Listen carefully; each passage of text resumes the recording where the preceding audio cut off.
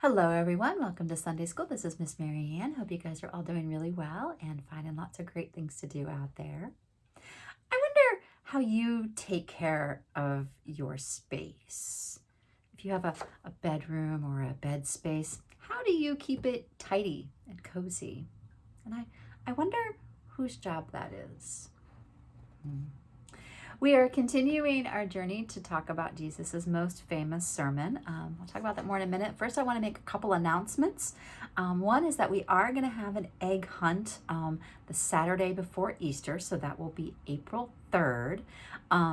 It will be in person, it will be outdoors. We won't have a lot of the normal activities that we do if you've been to one of our egg hunts before, but we will get to be together and we will have some special things for you. You must register for that by March 31st, so that is very soon. So register for that. There'll be 2 sessions, so we need to know which time slot you want to come in and how many people are coming so that we can have everything ready and set up for you. So really excited about that. Also, one of the first rituals that we have for our children in the church is we as a church give Bibles to our 3rd graders. And so we are going to be having that on April 25th. So that is also coming up soon. So if you are a 3rd grader or you know a 3rd grader, or if you are in 4th or 5th grade and you either didn't get one before, if you're newer to the church or something like that, you can register for that. You must register by April 9th. So register by April 9th so that we can get everything set up and ready, get you a Bible, and we do some inscription on it. So we will have that ready for you. And then the ceremony will be on April 25th. So really look forward to, I am really looking forward to having those and getting to see folks. So as I said, we are continuing our journey to listen to Jesus's most famous sermon. And today's lesson talks about being meek. And meek means to endure injury with patience and without resentment. Enduring injury with patience and without resentment. A word similar in meaning is humble, which means to not be proud or arrogant or assertive. And I think the idea that being meek or humble, that those people are favored ones is a really difficult one, because everything in our culture and our society tells us the opposite. That everything around us tells us that meek and humble people are not valued, but Jesus says that they are. And so I'm glad to have some time with you to think more about these ideas and talk about it. Let us get our candle in our opening prayer so that we can think about these ideas a bit more.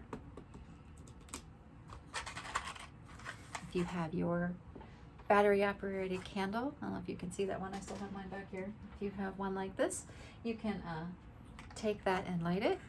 I will get this one lit. Maybe. There we go.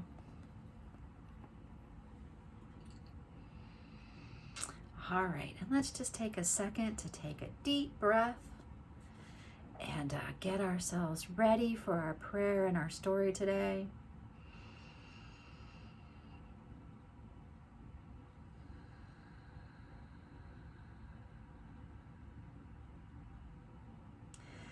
Generous Creator, we praise you for making this beautiful world. It all belongs to you. Help us to use what we have and treat the earth with respect and love. We want to be gentle, kind, and humble, true strength in your eyes. Help us to remember that we are your children and everyone else is too. Amen.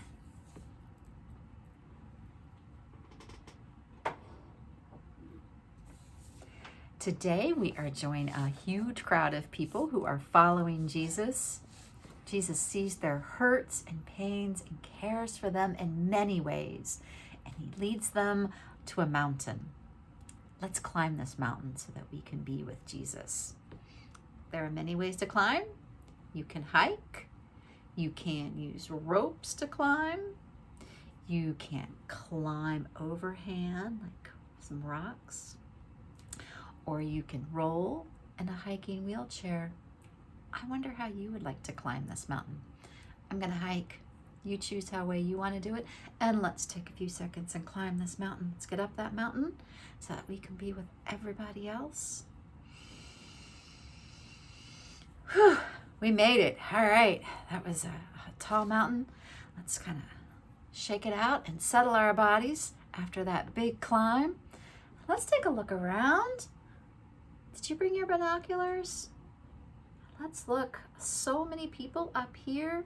Such a great view on this mountain. I wonder what you see up here. People in Jesus's time thought that mountains were holy, special places where you could be with God. It might be because they reach so high up to the sky. Jesus told the people about God's kingdom on this mountain. You can think of a kingdom as the way the world works or the way the world is set up. In God's kingdom, there is abundance. There is more than enough honor, love, food, money, and power for everyone, for all of God's children. Jesus said, "Blessed are the meek, for they will inherit the earth." When the people listening to Jesus heard this, they immediately recognized it. Their worship songs and prayers, which were based on the Psalms, which the Psalms is a big book of poetry in the Bible. Psalm 37:11 says, "The humble will have land for their own." Land is very meaningful and important, especially in Jesus' time. To own land was to have a place in your community, to have honor, and to provide for your family.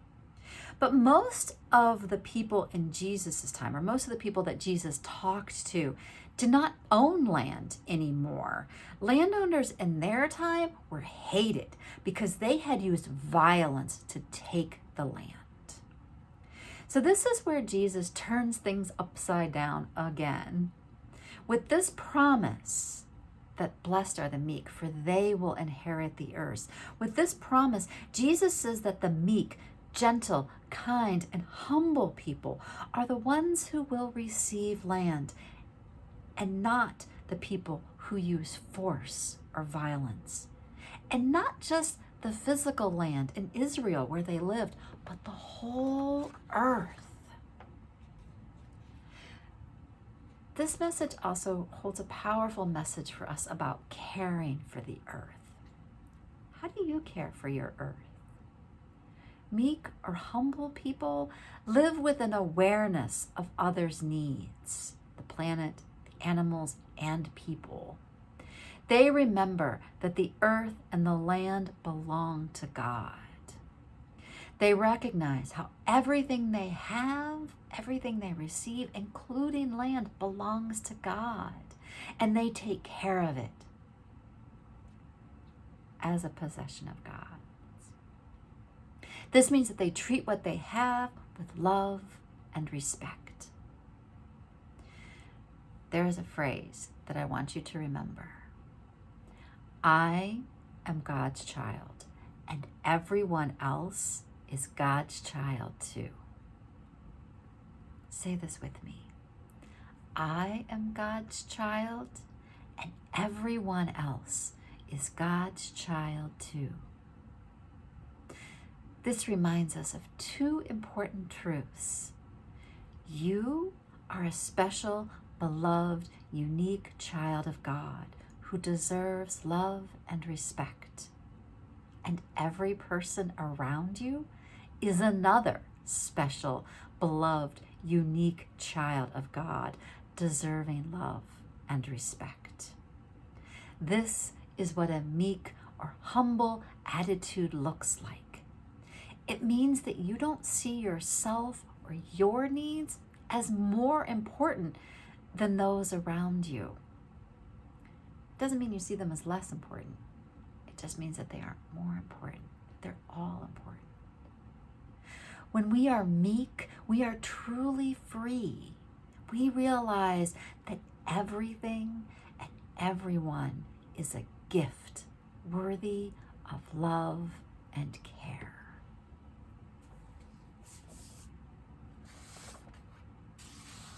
I wonder why land was so important in Jesus' time. And I wonder how land is important today. I wonder if you know of any stories where land was taken from people. I wonder how you care for the earth. I wonder what being meek or humble means. I wonder what an example is. What does being meek or humble look like? I wonder how you can make yourself aware of what others' needs are. I wonder what you think of the idea that being meek or humble is strength in God's eyes. I wonder if that's a hard idea. I wonder where your most favorite place on earth is. And I wonder what your most treasured possession is.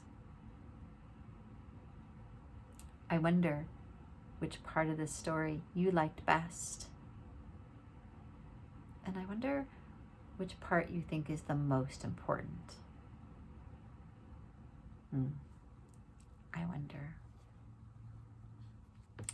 Before we go, I would like to give you a blessing.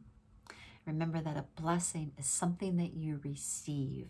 So I want you to open your hands like this, and I will speak the blessing, and then you can take it into yourself. So take your hands open so that you can receive it. God blesses you because you are gentle and kind to others. God blesses you because you take care of God's creations. And let us say our closing prayer.